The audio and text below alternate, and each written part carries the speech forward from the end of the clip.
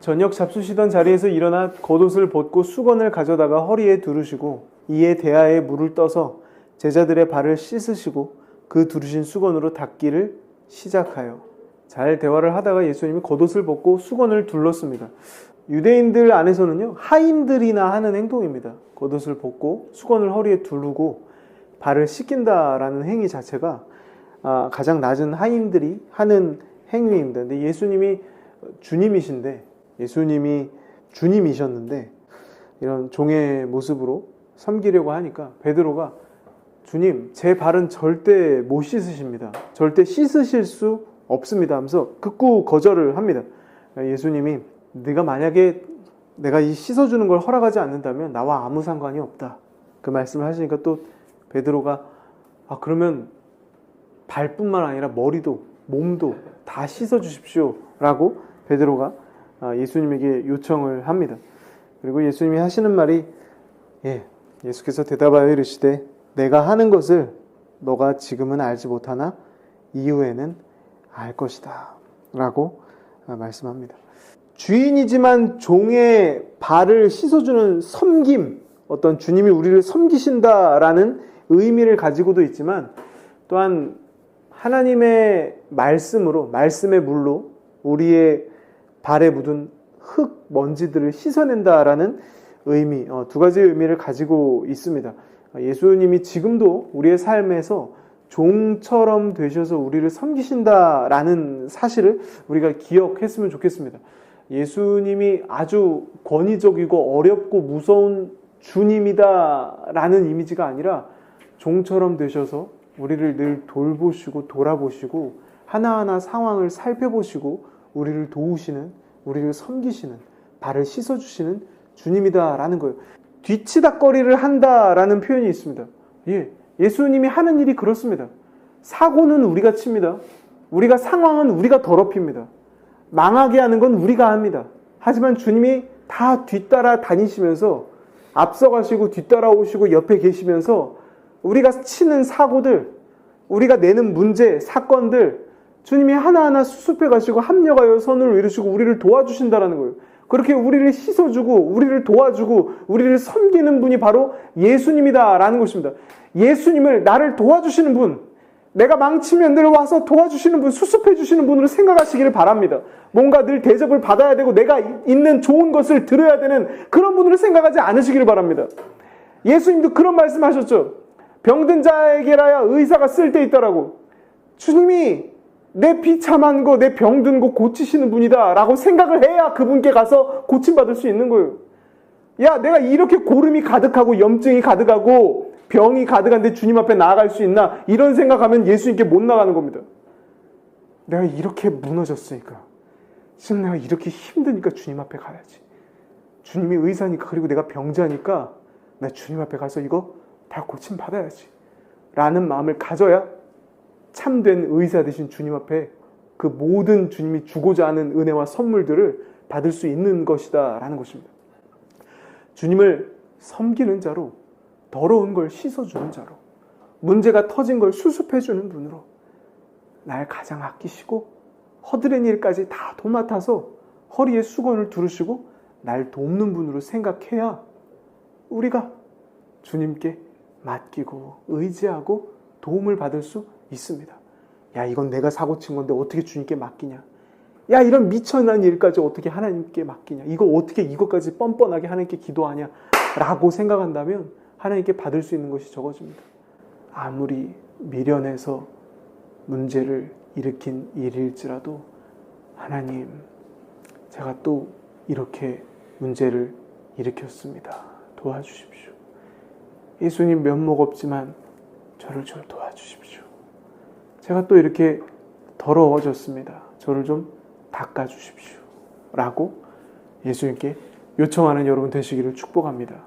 물은 항상 말씀을 의미합니다. 예수님이 말씀으로 우리를 늘 씻어주시는 거예요. 흙은 뭘 의미하느냐? 우리가 이렇게 세상에 살면서 발에 흙이 묻잖아요.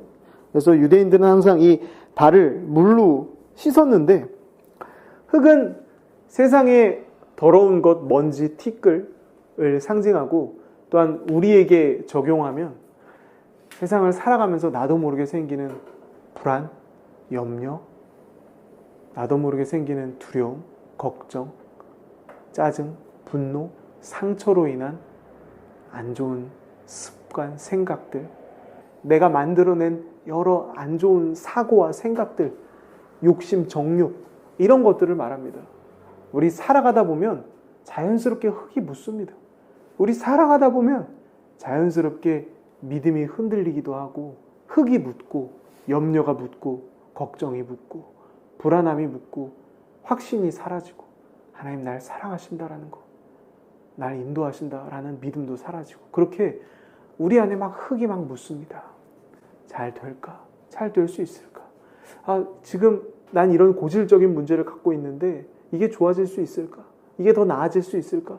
여러 가지 다 흔들리고 걱정 속에 우리가 앉아있게 됩니다. 그럼 주님이 오셔서 말씀의 물로 그 흙을 늘 씻어주시는 거예요. 주님 앞에 와서요, 늘 이 말씀으로 우리가 씻겨지는 겁니다. 교회에 나오면은요, 관점이 바뀌고 시각이 바뀌는 거예요. 염려하고 걱정하고 부정적이고 어두운 생각하고 소망이 없다 생각하고 내가 어떻게 살아야 되지? 어떻게 해야 되지? 막 잡생각과 잡념이 가득하고 안정되지 못하고 평안을 얻지 못하는 나의 생각과 이 마음이 완전히 새로워지는 겁니다. 하나님이 함께 하시는구나. 하나님이 인도하시고 가장 좋은 것을 예비하셨겠구나. 마음이 바뀌는 겁니다. 그렇게 말씀의 물로 우리를 늘 씻어주시는 것입니다. 그 예배 시간은 늘 샤워하고 씻김 받는 시간입니다. 흙이 다 떨어져 나가는 시간인 줄로 믿습니다. 예수님도 15장 3절에 이런 말씀하셨어요. 너희는 내가 일러준 말로 이미 깨끗하여졌으니. 네, 예수님이 하신 말씀으로 너희들은 깨끗해졌다라고 말하고 있습니다. 제자들 안에 정욕과 욕심과 잘못된 생각들이 있었는데 예수님이 말씀 하나하나 해주면서 제자들을 깨끗하게 씻은 거예요. 온전하고 바른 생각, 하나님 바라보고 하나님 안에 서 있을 수 있는 건강하고 감사하고 기뻐하고 주님을 기대할 수 있는 생각들로 씻어 주신 거예요. 이렇게 주님은 우리의 종이 되셔서 우리를 늘 씻어 주시는 역할을 합니다. 주중에 우리가 정상적인 모습으로 나오는 게 아닙니다. 걱정을 많이 가지고 나오고 마음이 막 상하고 무너지고 다 짜증나고 귀찮고 싫은 마음으로 주일에 나오는 거예요. 병든 자처럼 나오고 때가 많이 묻은 자처럼 나오는 거예요. 소망이 하나도 없고 좌절이 가득한 마음으로 주일에 나오는 거예요. 그럼 주님이 너 그렇게밖에 못 살아? 너 그렇게밖에 못해? 라고 하지 않으시고 그거 다 하나하나 씻어주시는 거예요. 왜 이렇게 걱정하니? 왜 이렇게 염려하니? 절망할 일이 아니란다. 내가 널 돕지 않니? 내가 길을 열고 내가 너를 인도하지 않니? 이렇게 늘 말씀을 해주시면서 모든 때를, 모든 흙을 다 씻어 주시는 것입니다. 근심이 있는 자에겐 평안을 주고 상처가 있는 자에겐 위로를 주고 눈물 흘리는 자에게 그 눈물을 다 닦아주시고 하나하나를 다 복되게 하시는 것입니다. 그래서 성경에 그런 말이 있잖아요. 애통하는 자는 복이 있다. 우는 자는 복이 있다. 가난한 자는 복이 있다. 이런 표현이 있습니다. 애통하는 거 사실 좋은 거 아니잖아요. 속상해서 일이 안 풀려서 안 좋아서 애통하는 거거든요. 근데 그렇게 문제를 가지고 온 자는 복이 있다. 왜냐하면 하나님이 더 크게 위로하시고 더 갚아주실 것이기 때문이다. 가난해서 가진 게 없어서 내가 갖춘 게 없어서 볼품없는 사람이라면 그런 복이 있다. 하나님 나라가 그 심령에 더 강하게 임한다. 성경은 그렇게 말하고 있습니다. 마태복음에는 심령이 가난한 자로 표현했지만 누가복음에는 그냥 가난한 자입니다. 그런 아무것도 없는 자에게 하나님이, 예수님이 이런 사람들 복이 있다. 내가 그들에게 나의 나라를 줄 거고 그들이 생각지도 못했던 길을 열고 그들을 복되게 하고 축복할 거다라는 하나님 아버지의 마음이 있기 때문입니다. 요한복음 15장에도 이런 말씀이 있습니다. 무릇 내게 붙어있어 열매를 맺지 아니하는 가지는 아버지께서 그것을 제거해 버리시고 무릇 열매를 맺는 가지는 더 열매를 맺게 하려 하여 그것을 깨끗하게 하시느니라. 포도나무가 가지가 땅바닥에 떨어져 있으면 주인은 거길 가서 물로 깨끗하게 씻어주고 진흙을 다 털어주고 위로 이렇게 올려놓습니다. 그럼 다시 열매 맺을 수 있게 됩니다. 여기서 제거해버리다의 원어가요, 아이로라 그래서 들어 올리다, 높이다라는 의미입니다. 이게 절대로 어떤 이렇게 찍어서 내버리다 이런 의미가 아닙니다. 원어상으로는 들어 올리다, 높이다라는 의미를 가지고 있습니다. 그 높일 때도 흙이 많이 묻습니다. 땅에 떨어지면 흙이 묻어서 더 이상 열매 맺지 못합니다. 또한 이미 높은 데에 있는 가지들조차도 해충이 오고 벌레가 와서 이물질과 배설물이 묻으면 열매를 많이 못 맺습니다. 그래서 포도나무를 기르는 주인은 늘 물로 씻어줍니다. 뭐가 묻은 곳에 물로 깨끗하게 씻어주면서 이 포도나무 가지가 열매를 맺을 수 있도록 계속 돌봐주고 계속 보살펴주고 계속 씻어주는 역할을 하고, 또한 가지가 떨어져 있으면 그걸 들어 올려서 다시 높은 곳에 매달아 줍니다. 주님이 그런 분이다라는 거예요. 주님이 늘 우리를 도와줘요.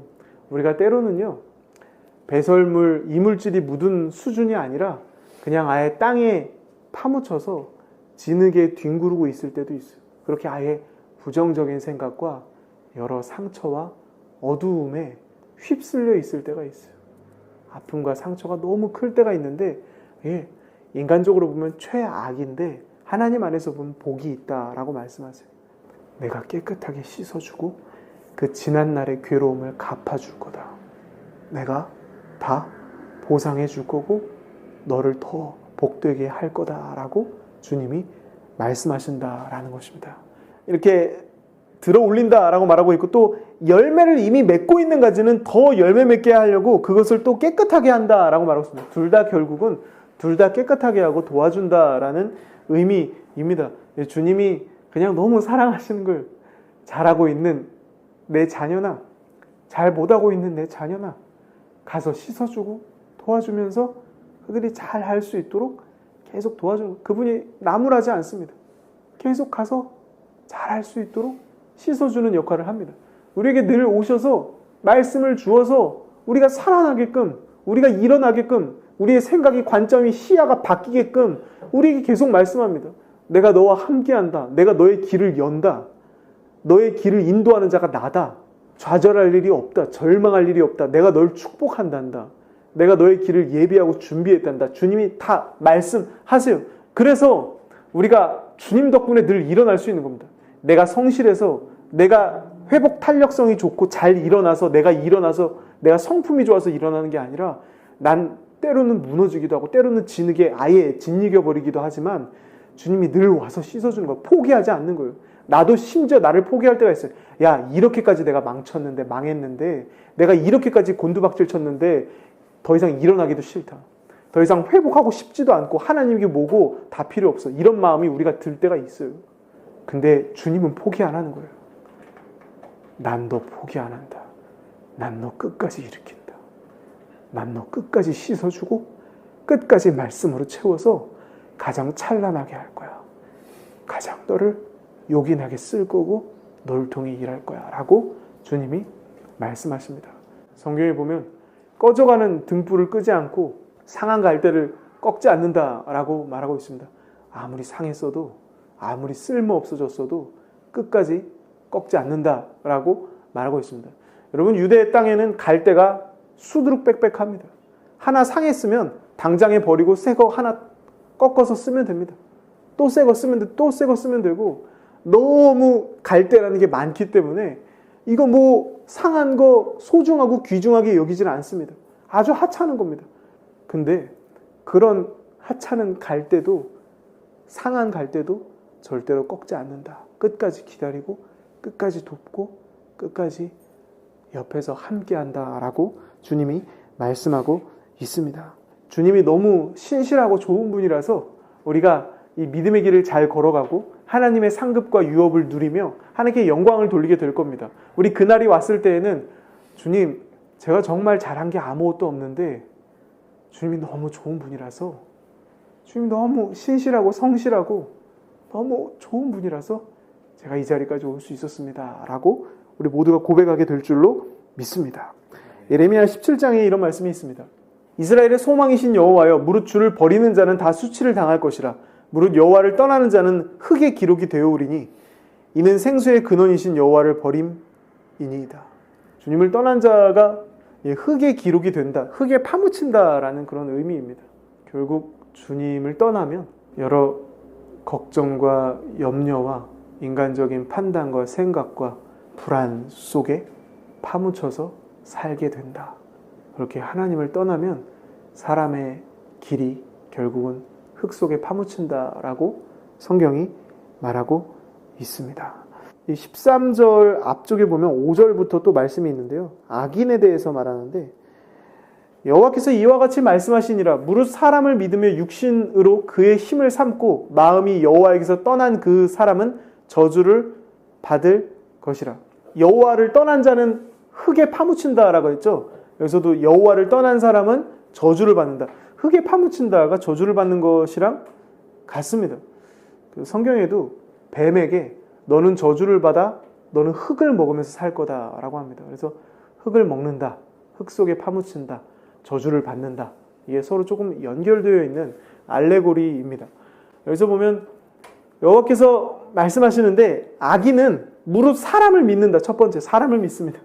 두 번째로는 육신으로 그의 힘을 삼습니다. 첫 번째는 사람을 믿고 사람의 방식을 믿고 하나님에게서 도움을 갖지 않고 사람을 의지하는 사람입니다. 그다음 육신은 자신의 노력을 상징합니다. 자신의 노력, 자신의 애씀, 자신의 실력, 자신의 자질, 이런 것들을 그의 힘으로 삼는 자는 저주를 받는다라고 성경이 말하고 있습니다.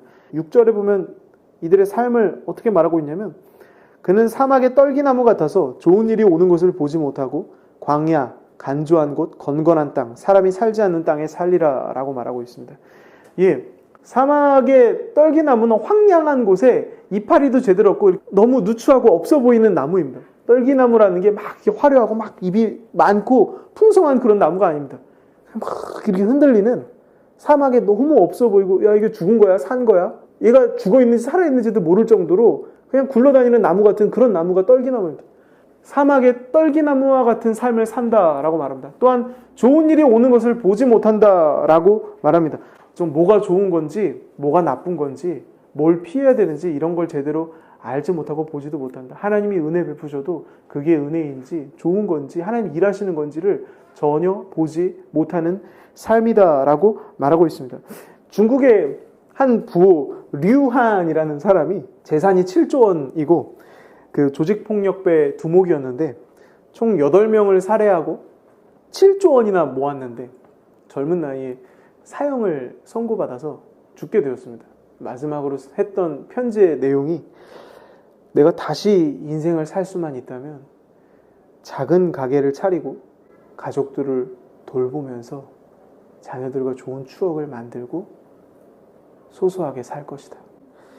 그렇게 악을 쓰고 악착같이 모질고 사람 죽이면서 살아왔는데 이럴 필요가 전혀 없는데 그냥 물 흐르듯이 살면 되는데 내가 너무 애쓰고 힘쓰고 악착같이 사람 죽이면서 살아왔구나. 이 모든 게 후회되고 다시 돌아간다면 가족들을 챙기면서 그냥 가족들과 행복하게 살고 싶다라는 마지막 유언을 남기고 죽습니다. 예, 악인은 뭐가 소중한지 어떤 길이 올바른지 알지 못하고 계속 헤매이고 안 좋은 길로만 계속 갑니다. 여기서 보면 광야, 간조한 곳, 건건한 땅, 사람이 살지 않는 땅에 산다라고 말합니다. 우리 눈에는 어떻게 보면 악인이 되게 부자고 되게 잘났고 되게 잘됐고 이렇게 보일 수 있지만 하나님의 입장에서는 간조한 곳, 건건하고 사람이 살지 않는 땅에 살고 있구나라고 하나님은 보실 수도 있습니다.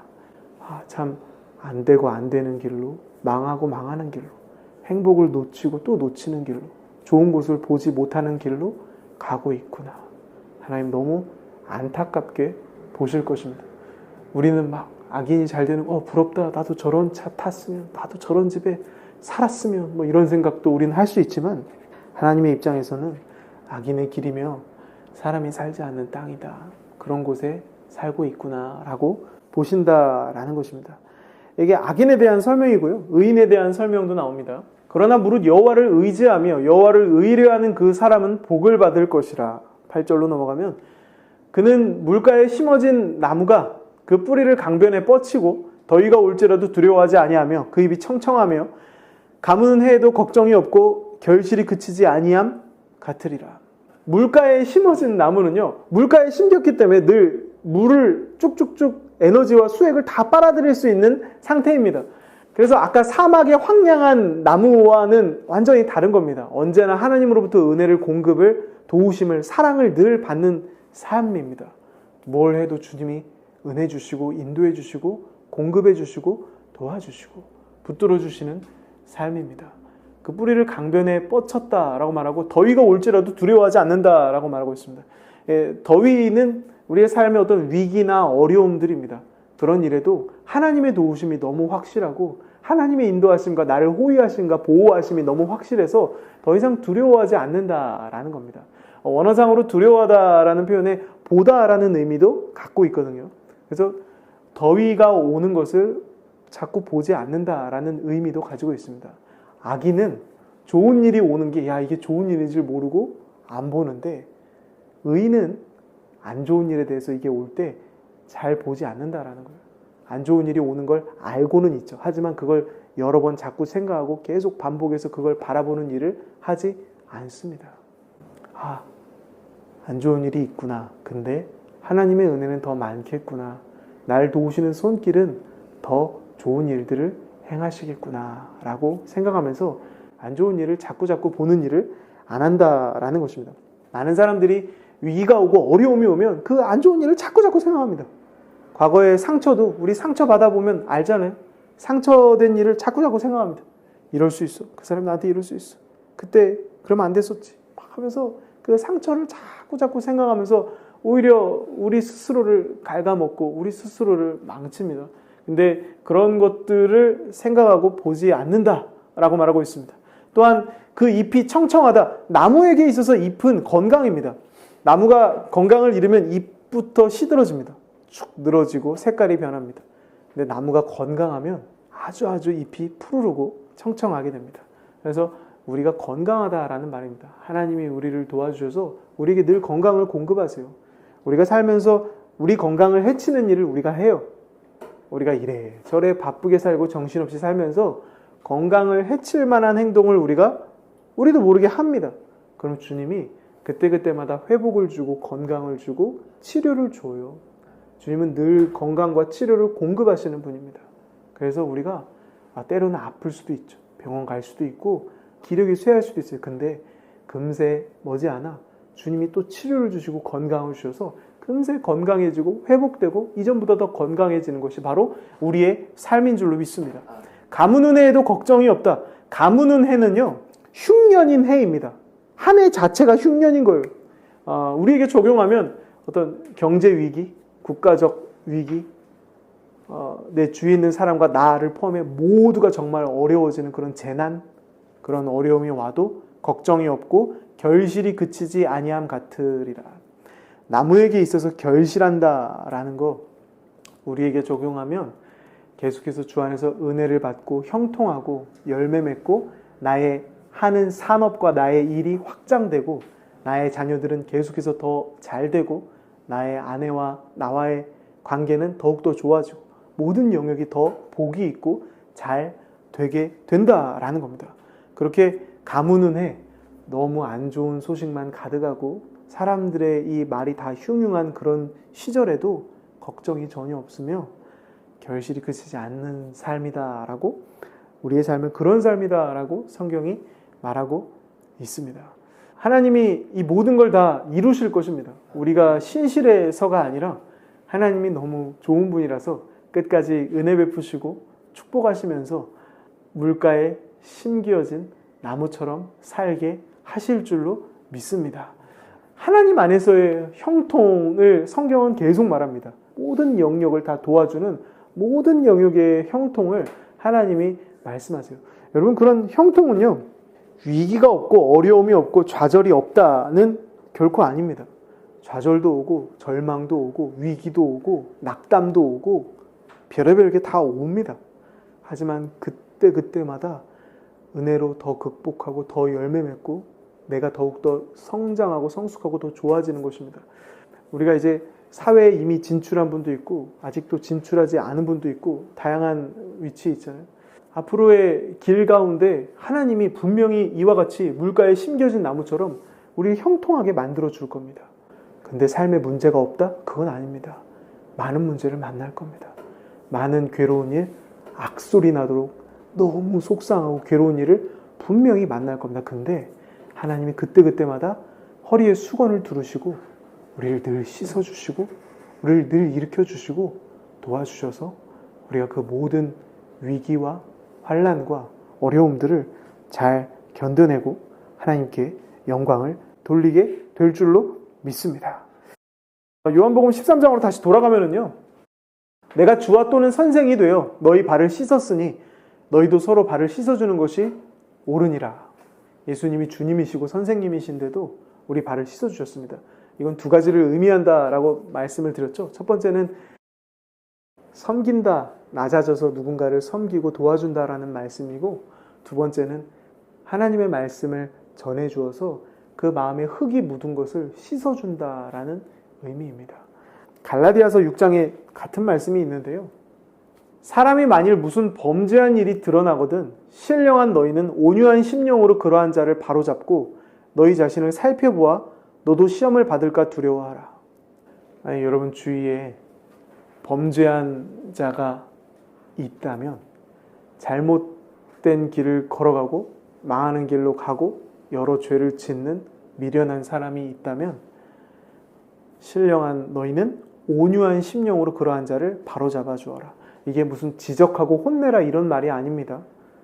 너 더 똑바로 서 있으니까 그거 잘못된 거야 막 이렇게 권위적으로 혼내고 지적하는 그런 의미가 아니라 잘 잡아줘라. 하나님의 말씀을 전해주고 하나님의 사랑과 은혜를 잘 전해줘서 그 사람을 바라잡아 주어라 라고 말하고 있습니다.